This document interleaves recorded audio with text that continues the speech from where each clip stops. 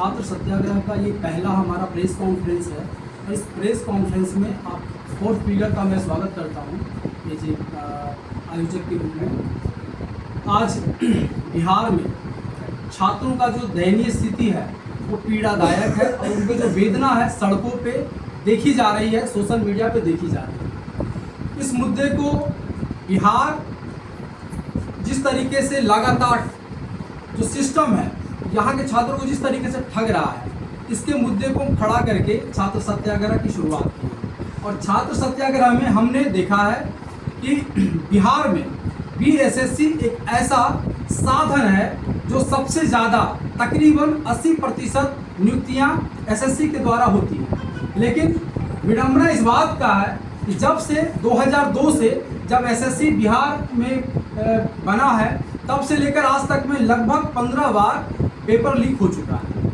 और जब paper leak होता है तो सरकार हो या सिस्टम हो, कोई भी नैतिक रूप से ना तो जिम्मेदारी लेती है ना ही कार्यवाही होती है। तो हम छात्र सत्याग्रह के तत्वावधान में सरकार से कहना चाहते हैं, आप ईगो में ना आते हुए हमारी विनम्रता को समझिए, बिहार के हर एक छात्र की वेदना को समझिए, उनकी पीड़ा को समझिए।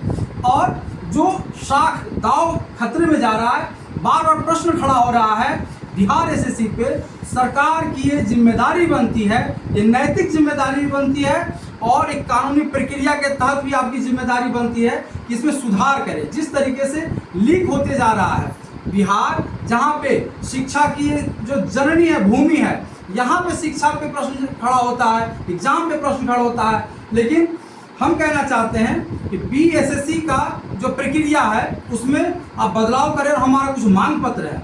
इस प्रक्रिया में आज हमारा पहला प्रेस वार्ता है। इस प्रेस वार्ता में हम कहना चाहते हैं कि हम सबसे पहले बिहार के मुख्यमंत्री से मुलाकात करेंगे, महामहिम राज्यपाल से मांग करेंगे कि हमारा जो मांग है वो पूरा करें। और उस तरीके से हम क्रमबद्ध तरीके से अपनी मांग को सुनाना चाहते हैं। पहला है बीएसएससी को संवैधानिक दर्जा दिया जाए। जिस तरीके से सिविल सेवा में यूपीएससी और बीपीएससी का संवैधानिक दर्जा है, वहाँ पे जिम्मेदारियाँ हैं लोगों की, पदाधिकारियों की, यहाँ पे कोई जिम्मेदारियाँ नहीं है। तो अगर ये संवैधानिक दर्जा होता है तो स्टूडेंट को भी फायदा होगा और जो साख खतरे में है बीएसएससी का, उससे भी वो बचेंगे। दूसरा है संपूर्ण परीक्षा प्रणाली का डिजिटलीकरण हो, आधुनिकीकरण हो। बीएसएससी परीक्षा केवल कंप्यूटर आधारित सीबीटी मोड पर होना चाहिए। तीसरा है पेपर लीक पर कठोरतम कार्रवाई होनी चाहिए। ये मीडियाबाजी ना हो बल्कि कार्रवाई हो। बिहार परीक्षा संचालन अधिनियम 2024 के तहत दोषियों पर फास्ट ट्रैक कोर्ट होना चाहिए। चौथा है भर्ती चक्र की समय सीमा, अधिसूचना से अंतिम समय तक अधिकतम 6 महीने विलंब अधिकारियों को जवाबदेही सुनिश्चित हो। पांचवा है युवा सलाहकार बोर्ड का गठन।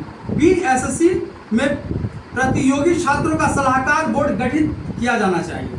चौथा है कोचिंग अधिकारी गठजोड़ की जांच हो, जैसे कि पिछले 5 वर्षों में घोटालों की न्यायिक जांच में ब्लैकलिस्टिंग।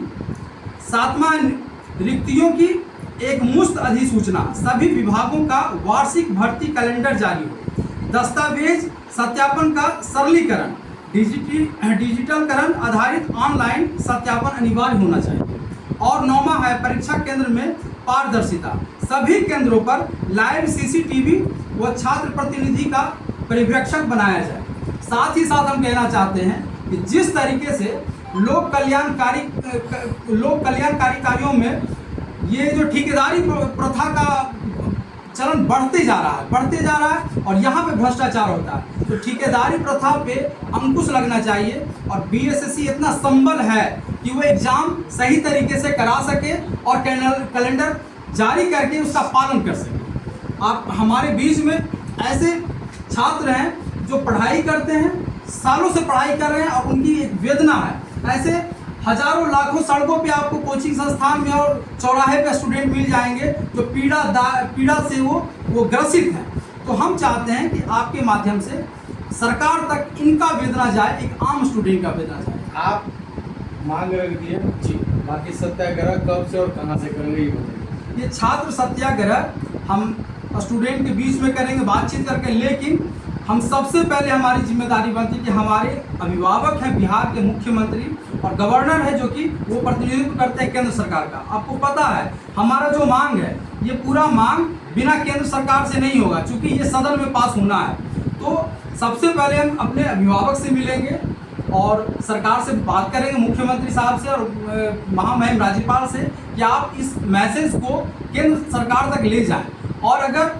और फिर जिम्मेदारी भी हम एक एज ए सिटीजन नागरिक के नाते देना चाहेंगे कि आप हमें 1 सप्ताह के अंदर इसका अपडेट्स दें, ताकि स्टूडेंट के बीच में वो मैसेज जाए कि सरकार सक्रिय रूप से शिक्षा और रोजगार को लेकर काम कर रही है। अगर आप 1 सप्ताह में अगर वो अपडेट नहीं मिलता है, उसके बाद फिर हम निर्णय लेंगे, स्टूडेंट के बीच में विमर्श करके कोचिंग संस्थानों से बातचीत करें। आपका परिचय? मेरा नाम प्रभात कुमार चंद्रवंशी है और छात्र सत्याग्रह का मैं आयोजक। एक सवाल है कि आपने कहा कि संवैधानिक दर्जा बीएसएससी को दे दिया जाए, क्या लग रहा है बीएसएससी में जिस तरीके से डेट तरतीब हो रहा है, फार्म 2 साल लगभग हो गया बीएसएससी का फार्म भरे हुए, तो इससे क्या सहूलियत होगा, संवैधानिक दर्जा मिलेगा? तो बिल्कुल बिल्कुल ये होगा। आप देख लीजिए कि 2002 में है ना, 2 से जो बीएसएससी का स्थापना हुआ है, अभी तक में 15 बार पेपर लीक हो चुका है। और एग्जाम की जो पूरी प्रक्रिया है, कभी 8 सालों में, कभी 9 सालों में, कभी 7 सालों में, अभी 2023 में जो फॉर्म भराया है तो 26 चल रहा है। तो ये जो निराशा है स्टूडेंट का, उनका उम्र निकलते चला जा रहा है। तो ये सरकार की, संस्थानों की जो गलती है और स्टूडेंट भुगतना पड़ रहा है स्टूडेंट को। तो जो स्टूडेंट यहाँ पे पढ़ाई करके वो नौकरी नहीं ले रहे हैं, प्रतिभा होने के बावजूद भी वो तिहाड़ी में जाकर काम करते हैं, मजदूरी जाके प्रदेश में जाके काम करते हैं, और लाठी डंडे का मतलब जो सामाजिक जो स्ट्रक्चर है उसका झेलना पड़ता है, उनको दंश झेलना पड़ता है। Thank you. शुक्रिया।